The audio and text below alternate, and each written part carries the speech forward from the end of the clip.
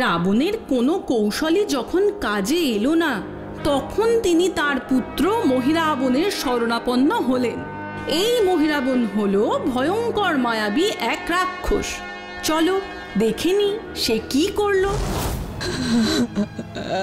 আমার ইন্দ্রজিৎ, আমার ইন্দ্রজিৎ, কত কষ্ট করে আমি তাকে পেয়েছিলাম। মহাদেবের আশীর্বাদে আমি তাকে পেয়েছিলাম।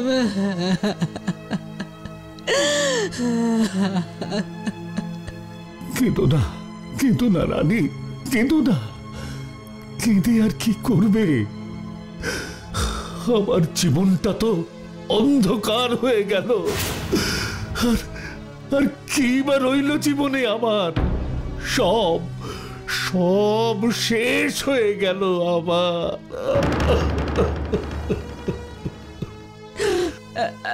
থামো তুমি। আজ আজ তোমার পাপের শাস্তি আমার ছেলেটা পেল। তোমার তোমার একটা পাপ কাজ এই পুরো লঙ্কাপুরীকে নিয়ে ডুববে। না না না,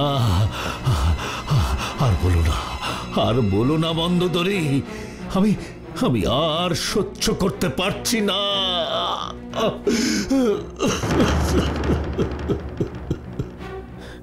কেন কেন এখন কেন সহ্য করতে পারছো না? কেন সহ্য করতে পারছো না? কতবার করে বলেছিলাম তখন, রামচন্দ্র কোনো সাধারণ মানুষ হতেই পারে না। মনে আছে? মনে আছে? এ তুই কি করছিস রাবণ? কেন মা, আমি কি করলাম? তুই এখনো বুঝতে পারছিস না তুই কি করছিস? তোর সামান্য এক লোভের জন্য পুরো লঙ্কার ভবিষ্যৎ যে অন্ধকারে, সেটা বুঝতে পারছিস না? সীতার মধ্যে তুই এমন কি দেখলি যার জন্য তোর এই দুর্মতি হলো? বাবা, বাবা আমার কথা শোন। ওই রাম বড় ক্ষমতাবান মানুষ। তুই এ ভুল করিস না। তুই যত শিগগির সম্ভব সীতাকে ফিরিয়ে দিয়ে রামের সাথে সন্ধি করে নে, এতে তোর উপকার হবে। তুমি এক্ষুনি এখান থেকে চলে যাও বলছি, না হলে আমি ভুলে যাব যে তুমি আমার মা। তখন তো আমায় অপমান করে তাড়িয়ে দিয়েছিলিস, এমনকি নিজের দাদুর কথাও শুনলি না, দূর দূর করে তাড়িয়ে দিলি। চুপ করো, চুপ করো মা, চুপ করো। কেন কেন চুপ করব বলতো? আজ তোর কৃতকর্মের ফল আমরা ভোগ করছি। ঘরে অমন সতী লক্ষ্মী স্ত্রী থাকতে তুই ছুটলি পরস্ত্রীর কাছে, যে কোনোদিন তোর দিকে ফিরেও চাইল না। বিভীষণ বারণ করেছিল বলে তুই নিজের ছোট ভাইকে পর্যন্ত রাজ্য থেকে তাড়িয়ে দিয়েছিস, মনে আছে? আজ আমার এসব কথা শুনে তো আর তোমার অনুগ্রহ গ্রহণ করা চলে না দাদা। আমার যে তাহলে লঙ্কা রাজ্য ছেড়ে দিতে হয়। তোমায় আটকানোর বিশেষ কোনো কারণ আমার হাতেও নেই বিভীষণ। তাহলে আমি আসি দাদা, আর ভগবানের কাছে প্রার্থনা করি যাতে এই লঙ্কাপুরী পুরোপুরি ধ্বংস হওয়ার আগেই তোমার সুবুদ্ধি হয়। যাও যাও, বেরিয়ে যাও, বেরিয়ে যাও। সেই বিভীষণকে এখন দেখ, এখন রামচন্দ্রের বাহিনীতে যোগ দিয়ে কেমন ধর্মের পথে চলেছে, আর তুই কেমন দিন দিন রসাতলে যাচ্ছিস। তোর পতন খুব শিগগিরই আসতে চলেছে, শিগগিরই আসতে চলেছে। মা, মা এখন আপনি কিছু উপায় বলুন। আমি সন্তান হারা হয়েছি, কিন্তু আমি কিছুতেই এখন স্বামী হারা হতে পারবো না, কিছুতেই না। আমি জানি মন্দোদরী, তুমি কেঁদো না তুমি। এখন মাত্র একজনই আছে যে এই লঙ্কাপুরীকে বাঁচাতে পারে। কে মা? বলুন মা, কে? মহিরাবণ। মহিরাবণ? হ্যাঁ রে বাবা, এখন যদি তোকে এই অবস্থা থেকে বাঁচাতে পারে তাহলে ওই পারবে। মহি মহি মহিরাবণ! বাবা মহিরাবণ! তুমি এসেছো, তুমি এসেছো। দেখো দেখো এখানে কি হয়ে গেছে। কি হয়েছে বাবা? তোমার এই অবস্থা কি করে হলো আমায় বলো। সে অনেক কথা, সে অনেক কথা, অনেক পুরনো কথা।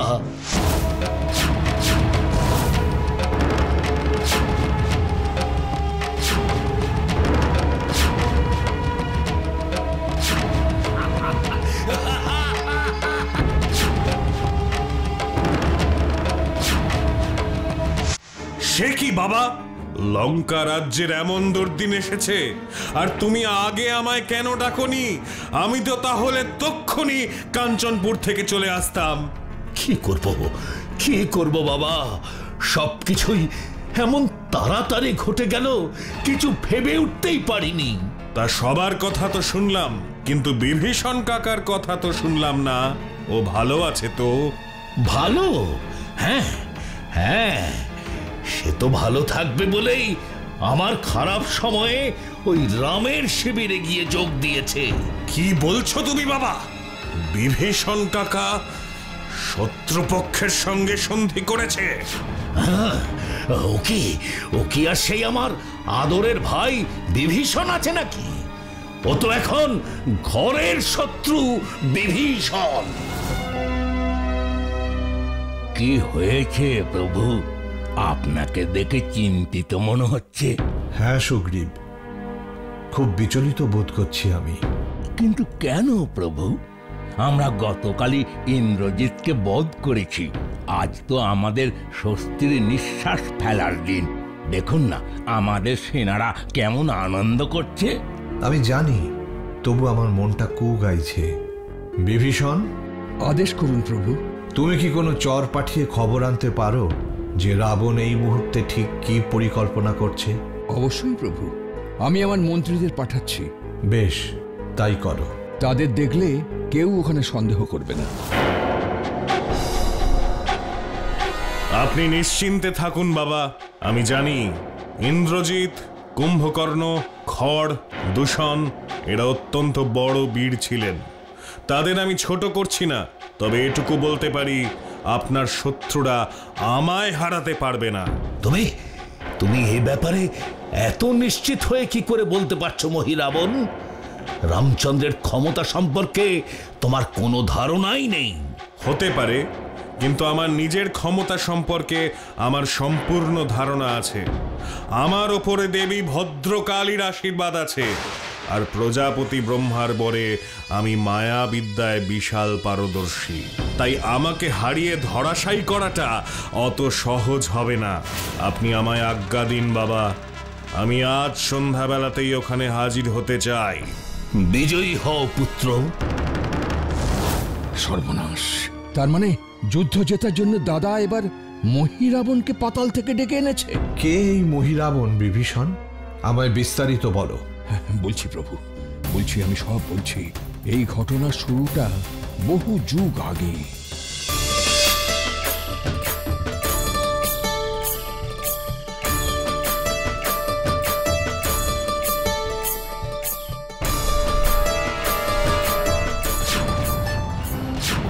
তোমার স্পর্ধা দেখে আমি স্তম্ভিত হয়ে যাচ্ছি গন্ধর্ব কুমার। এত গণ্যমান্য অতিথিদের সামনে গাইতে বসে তুমি ওই অপ্সরার প্রতি মনোযোগ স্থাপন করলে। এ তো আমাদের সরাসরি অপমান। আমায় ক্ষমা করবেন প্রজাপতি ব্রহ্মা, আমি ভুল করে ফেলেছি। ভুল নয়, অন্যায় করেছো তুমি, নিজের কর্তব্যে অবহেলা করেছো তুমি। তাই এর শাস্তি তোমায় পেতেই হবে গন্ধর্ব কুমার। বেশ প্রভু, বলুন আমায় কি করতে হবে। আজ থেকে তোমার স্বর্গের জীবন শেষ, আজ থেকে তোমার রাক্ষস জীবন শুরু। প্রভু! হ্যাঁ, তুমি পৃথিবীতে রাক্ষস রাজ রাবণের পুত্র হিসাবে জন্ম নেবে, তারপর ওখান থেকে পাতালের কাঞ্চনপুরীতে রাজত্ব করবে। প্রভু, এই পাপ থেকে কি আমার মুক্তি নেই? আমি কি আর কোনোদিন এখানে ফিরে আসতে পারবো না প্রভু? পারবে, তবে যতক্ষণ না রাবণ ধ্বংস হচ্ছে ততক্ষণ নয়। প্রজাপতি ব্রহ্মার সেই অভিশাপে গন্ধর্বকুমার রাক্ষস জীবন লাভ করল। কিন্তু বিভীষণ, রাবণ ও রানী মন্দোদরীর যে মহিরাবণ নামে একটি পুত্র সন্তান আছে তা তো কখনো শুনিনি। না না প্রভু, মহিরাবণ দাদা রাবণের পুত্র, কিন্তু দেবী মন্দোদরীর নিজের সন্তান নন। একবার দাদা রাবণ জঙ্গলে গিয়েছিল শিকার করতে, আর সেখানেই তার সাথে দেখা হয় স্বর্গের অপ্সরা উর্বশীর।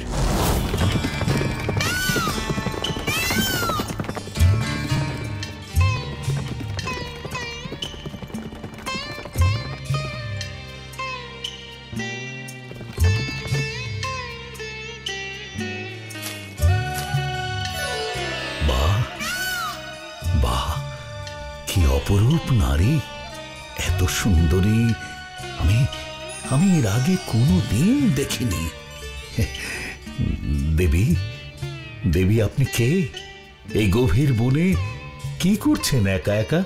আমি স্বর্গের অপ্সরা উর্বশী, পৃথিবীতে ঘুরতে এসেছি।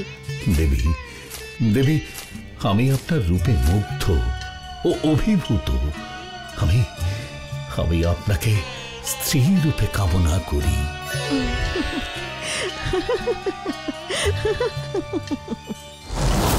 রাক্ষসরাজ রাবণ আর স্বর্গের অপ্সরা উর্বশীর মিলনে জন্ম হল মহিরাবণের। দাদা শিশু মহিরাবণকে তুলে দিলেন রানী মন্দোদরীর কোলে।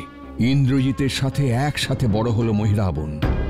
তারপরে দাদা তাকে পাতালে কাঞ্চনপুরীর রাজা বানিয়ে দিলেন। সে এতদিন সেখানেই রাজত্ব করছিল।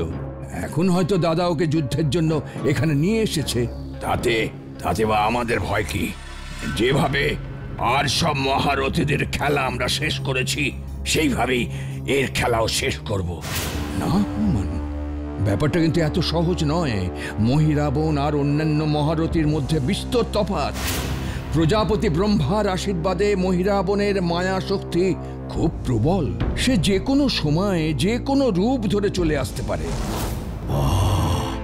অদ্ভুত ক্ষমতা তো। হ্যাঁ, অদ্ভুত ভয়ঙ্কর। তাই আজ রাতটা আমাদের জন্য খুব চিন্তার, বানররাজ। আজ রাতে আমাদের প্রভু রাম আর কুমার লক্ষণকে আগলে আগলে রাখতে হবে। প্রভু, আপনারা দুভাই ওই ভেতর দিকে থাকবেন, আর এই দিকে একবারের জন্য কিন্তু আসবেন না। কোনো দরকার হলে ওখান থেকেই হাঁক পেরে ডেকে নেবেন। আহা বিভীষণ, তুমি বৃথাই এত চিন্তা করছো। না প্রভু, বৃথা নয়। আর আমাদের এই বৃথা চেষ্টায় যদি আপনারা সুরক্ষিত থাকেন তাহলে তো আমাদের কোনো আপত্তি নেই। আপনি চিন্তা করবেন না, আমি নিজে দরজায় জেগে থাকব। আজ রাতে কেউ একবারের জন্য চোখের পাতা বন্ধ করবে না।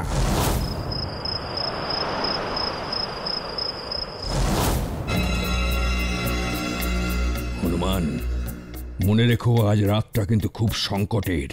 বাইরে থেকে যেই আসুক কারুকেই তুমি ভেতরে যেতে দেবে না, এমনকি আমি চাইলেও নয়।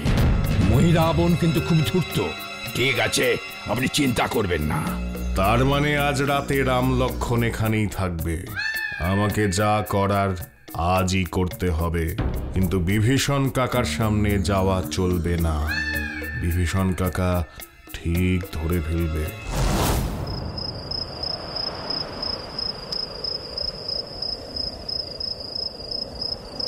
এখনই সঠিক সময়। বিভীষণ কাকাকে কোথাও দেখতে পাওয়া যাচ্ছে না। আমি বরং বশিষ্ঠ মুনির রূপ ধারণ করে ভেতরে যাই।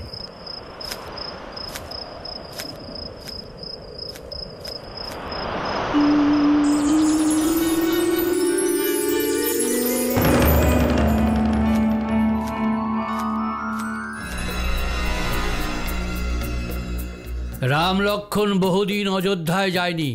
রানীমা বড়ই কাতর হয়ে আছেন, তাই আমায় পাঠিয়েছেন খোঁজ নিতে। তারা সুস্থ আছেন, ভালোই আছেন। আমি ভেতরে গিয়ে একবার তাদের সাথে দেখা করতে চাই। দেখে তো বশিষ্ঠ মুনি মনে হচ্ছে, কিন্তু তাহলে আমি ভেতরে যাচ্ছি। দাঁড়ান মুনিবর, কিছু মনে করবেন না, আপনার ভেতরে যাওয়া চলবে না। তুচ্ছ প্রাণী, তোর এত বড় সাহস, তুই আমার পথ আগলাস? আমায় ক্ষমা করবেন মুনিবর, আপনি বরং আজ রাতটা বিশ্রাম নিন। কাল সকালে যখন ওরা সকলের সাথে দেখা করতে আসবেন, তখন না হয় দেখা করবেন। কি? আমি বশিষ্ঠ মুনি, আমি করব অপেক্ষা? স্পর্ধা তো তোর বড় কম নয়। কি করব মুনিবর, আমি যে অপারক। এর ফল কিন্তু মোটেই ভালো হবে না। আমি তোকে এমন অভিশাপ দেব যে... হনুমান, কে এসেছে? এই যে মুনিবর বশিষ্ঠ এসেছেন। কোথায় উনি? কেন ওই যে, সে কি কোথায় কোথায় গেল? কিন্তু এক্ষুনি তো এখানেই ছিল। আর আমাকে এখানে আসতে দেখেই পালিয়েছে, তাই তো? হ্যাঁ, মানে আসলে জানে তো যে আর কেউ না চিনুক, কাকা ঠিক চিনে ফেলবে, তাই পালিয়েছে। মানে ও মহিরাবন ছিল, কিন্তু অবিকল মুনি ঋষির মতো দেখতে ছিল। আমি তো তোমায় আগেই বলেছিলাম যে মায়ায় ও সবার আগে। এখন যাও যাও, ভালো করে প্রভু রাম আর ভাই লক্ষ্মণকে খেয়াল রাখো। অবশেষে কোনো উপায় না পেয়ে মহিরাবন কৈকেয়ীর ছদ্মবেশে রাম লক্ষ্মণের ক্ষমাপ্রার্থী হয়েও হনুমানের কাছে অনুরোধ উপরোধ করতে লাগল। আর এইবারও বিভীষণের গলার আওয়াজ শুনে সে তৎক্ষণাৎ সেখান থেকে পালালো।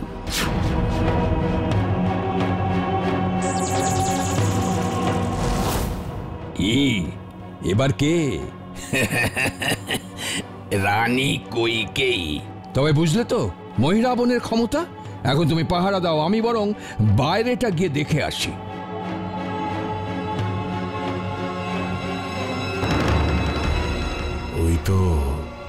ওই তো কাকা বেরিয়ে যাচ্ছে। এতক্ষণ বিভীষণ কাকার জন্য আমি কাজে সফল হতে পারিনি, এবার আর আমায় কে আটকাবে? এবারে আমি কাকার ছদ্মবেশেই যাব না হয়।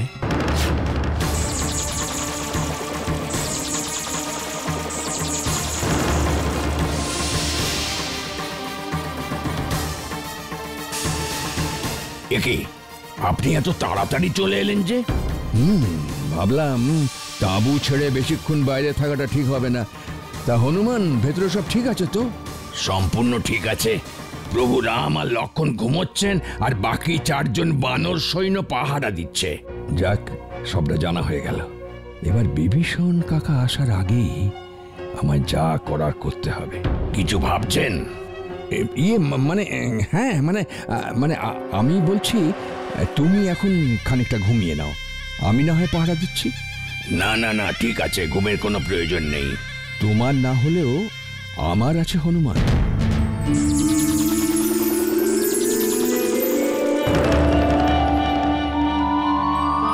তোমরাও এবার একটু ঘুমিয়ে নাও।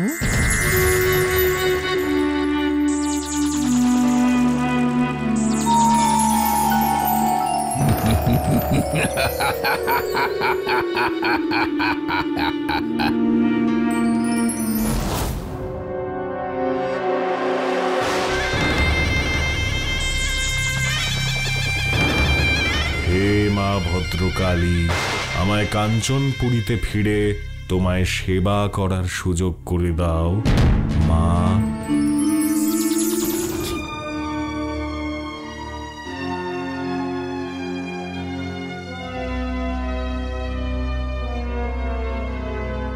আর এইটা হলো যমচক্র।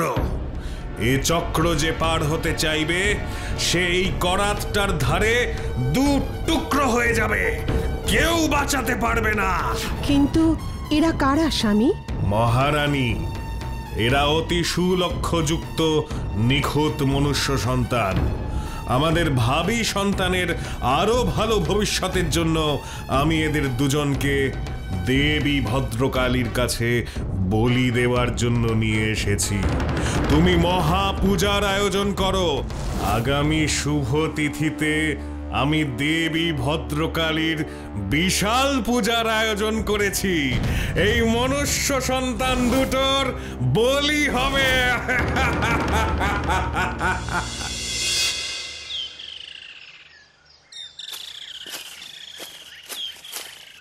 সুপ্রভাত হনুমান। কি আপনি এখানে কি করে এলেন? মানে কি বলছো হনুমান? আপনি তো কাল রাতে নজর রাখার জন্য ভেতরে গিয়েছিলেন, তাহলে এখন বাইরে থেকে আসছেন কিভাবে? না হনুমান, আমি তো আসিনি। ও নিশ্চয়ই মহিরাবণ। চলো চলো চলো, শিগগির চলো ভেতরে।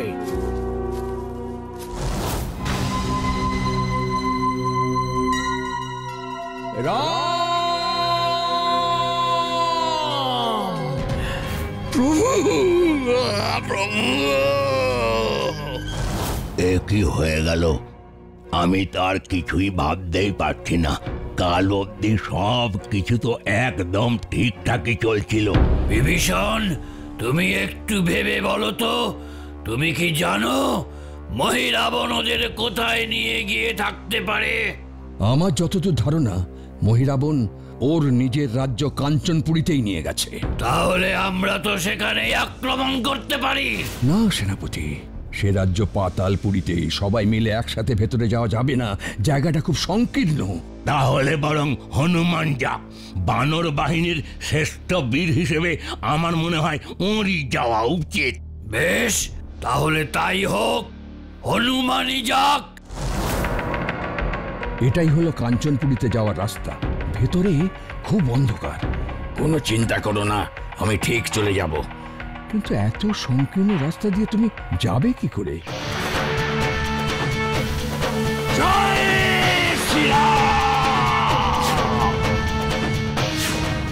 এইবার তো যেতে পারবো। আমি তাহলে আসছি, কেউ চিন্তা করবেন না। আমি ঠিক প্রভু রাম আর লক্ষ্মণকে নিয়ে আসবো। বিজয়ী হও।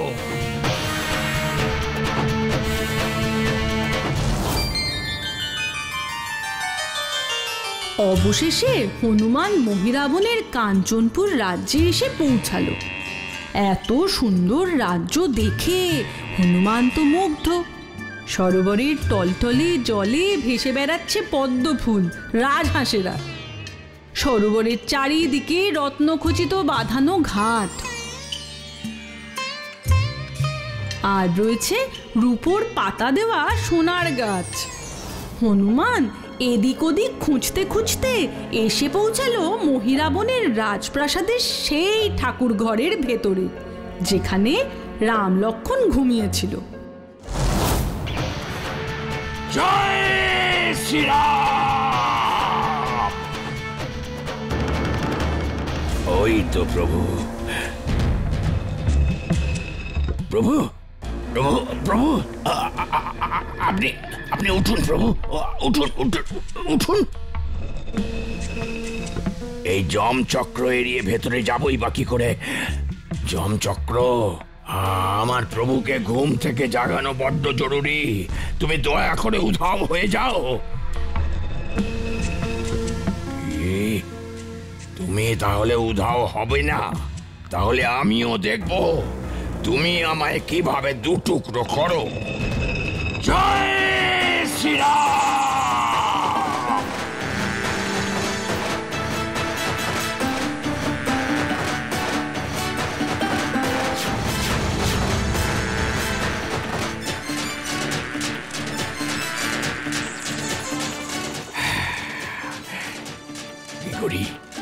কি করি প্রভু যে কিছুতে উঠছে না।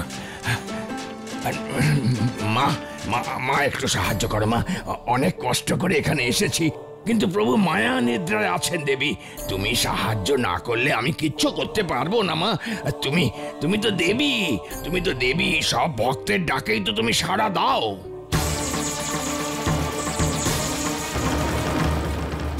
হনুমান, দেবী উগ্রচণ্ডা, তুমি? লঙ্কা থেকে বেরিয়ে আমাকে আসতে হলো, আর এখানেও আমি তোর জন্যই অপেক্ষা করছিলাম। আমার জন্য অপেক্ষা? কিন্তু আমি যে প্রভু রাম আর লক্ষ্মণকে উদ্ধার করতে এসেছি। তা আমি জানি, কিন্তু তুই হয়তো জানিস না যে মহিরাবণ রাম লক্ষ্মণকে আমার কাছে বলি দেবে বলে এখানে আটকে রেখেছে। সর্বনাশ! তাহলে এখন উপায়? ওরা যে ঘুম থেকে উঠছে না, পালাবো কি করে? আর কিছুক্ষণের মধ্যেই মহিরাবণ এখানে চলে আসবে। তোরা চাইলেও এইভাবে এখন বেরোতে পারবি না। আর তাছাড়া ভুলে যাস না যে তোর এখানে আসার উদ্দেশ্য শুধুমাত্র রাম লক্ষ্মণকে উদ্ধার করা নয়, মহিরাবণকে বধ করাও। তুমি আমায় কোনো পথ বলে দাও মা, আমি যে কিছু বুঝতে পারছি না। বেশ, তবে শোন, মহিরাবণ এসে রাম লক্ষ্মণকে এখানে বসাবে আর বলির আগে ওদের দিয়ে পুজো করানোর চেষ্টা করবে। আর তা যদি নাও করে তবে ওদের দিয়ে প্রণাম করানোর চেষ্টা করবে, কিন্তু ওরা যেন কিছুতেই প্রণাম না করে, তার বদলে মহিকে প্রণাম করতে বলে। মহি মাথা নিচু করলেই তুই তার বলি দিবি, বুঝেছিস? কিন্তু দেবী, আমি কি করে ওদের বোঝাবো? ওরা যে মায়া নিদ্রায় ঘুমিয়ে আছে। আমি ওদের জাগিয়ে দিচ্ছি, তুই শুধু বুঝিয়ে বলিস, এর অন্যথা যাতে না হয়। যথা আজ্ঞা দেবী।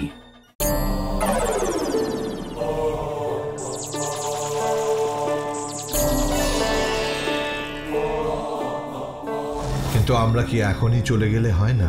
না প্রভু, দেবী উগ্রচণ্ডার আদেশ, মহিরাবণকে বধ না করে আমি এখান থেকে যেতে পারবো না। বেশ, তাহলে তাই হোক। আমি তাহলে এখন এখানে লুকিয়ে থাকি, যে কোনো মুহূর্তে মহিরাবণ এখানে চলে আসবে।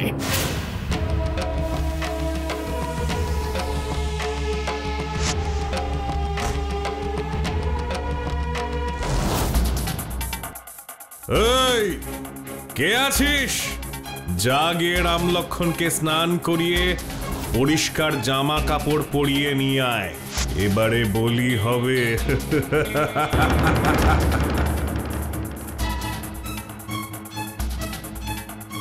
দেখা যাক বলিটা কার হয়। হে দেবী, আজ আমি রাম লক্ষ্মণকে আপনার কাছে উৎসর্গ করব। আমার এই নিবেদন আপনি গ্রহণ করুন।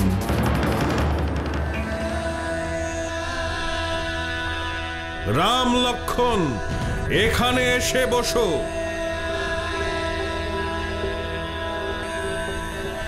উনি হলেন দেবী ভদ্রকালী, আমার কুলদেবী।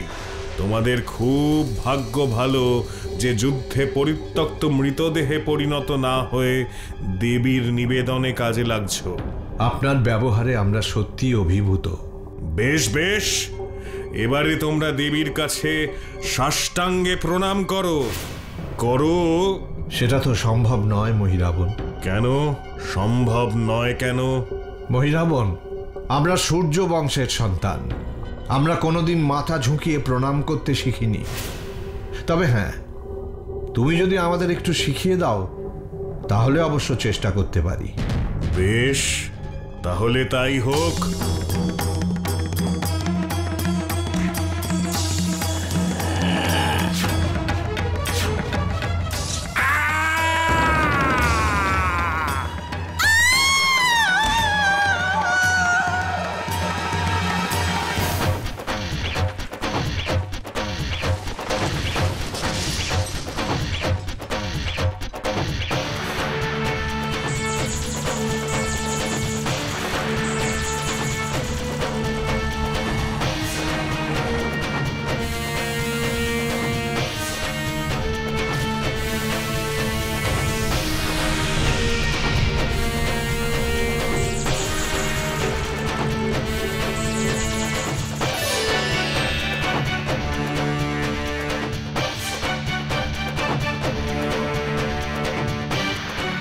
এই ঘটনার সাক্ষী রইল আর একজন, মহিরাবণের 5 মাসের গর্ভস্থ সন্তান।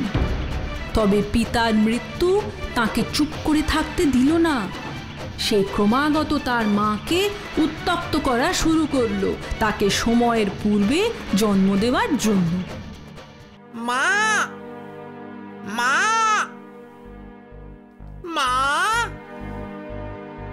ওমা, মা আর সময় নেই, আমাকে পৃথিবীর মুখ দেখাও। আমার চোখের সামনে বাবাকে হত্যা করেছে। গর্ভস্থ সন্তানের বারংবার অনুরোধে আর নিজের মনের জোরে মহিরাবণের স্ত্রী একটি পুত্র সন্তানের জন্ম দিলেন। আজ থেকে তোর নাম দিলাম ওহি, মহিরাবণের পুত্র অহিরাবণ। এখন আর আদর খাওয়ার সময় আমার হাতে নেই মা, ওরা যে চলে যাবে।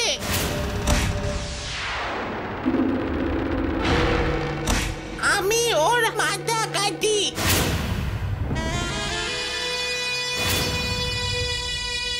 হনুমান, আমি আসছি।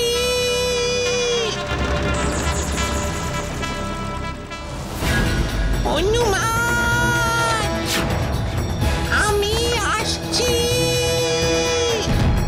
হনুমান।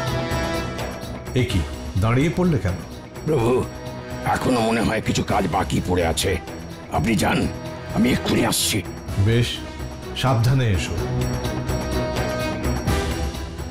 কে তুই? আমি মহিরাবণের পুত্র অহিরাবণ। আমার বাবার হত্যার প্রতিশোধ নিতে এসেছি।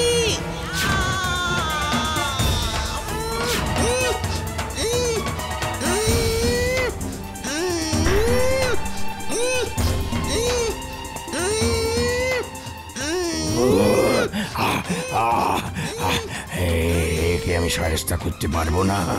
হে পবনদেব, হে পবনদেব, দয়া করো আমায়। এই মহিরাবণের হাত থেকে আমাকে রক্ষা করো।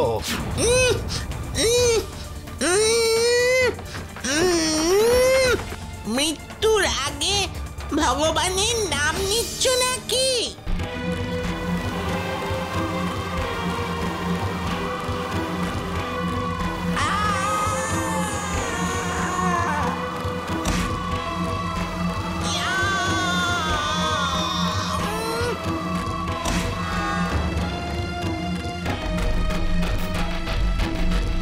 কি হয়েছে হনুমান? প্রভু, আমি মহিরাবণের ছেলে, এই 5 মাসের শিশু অহিরাবণকেও বধ করেছি। মহিরাবণের বংশ নির্বংশ করেছি প্রভু। শোনো হনুমান, তুমি যা করেছো দেবীর ইচ্ছেতেই করেছো, আর এই কার্য সম্পাদন করার শক্তিও দেবী ভদ্রকালী জুগিয়েছেন। তাই আমার মনে হয় আমাদের দেবীর কাছে গিয়ে দেবীকে আবার ধন্যবাদ দিয়ে আসা উচিত। ঠিকই বলেছেন প্রভু, চলুন। এখানে পুজোর সব আয়োজন করে রাখা। মহিরাবণ পুজো শেষ করার আগেই মারা গেছে, দেবী এখনো পুজো পাননি। তাই আমার মনে হয় দেবীর পূজাটা শেষ করা উচিত। হ্যাঁ প্রভু, দেবী অপূজিত থাকবে সেটা তো ভালো দেখায় না। এরপর শ্রীরামচন্দ্র মহিরাবণের সাজানো নৈবেদ্য দিয়ে দেবী পূজা সমাপ্ত করলেন।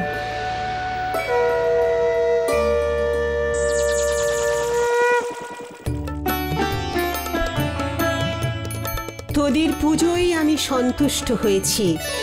আশীর্বাদ করি তোদের জীবনের লক্ষ্য পূরণ হোক। দেবী, আপনার দয়ায়, আপনার বুদ্ধিতে আমরা আজ রক্ষা পেয়েছি। তাই আজ থেকে আপনার আরেক নাম হলো রামচণ্ডী।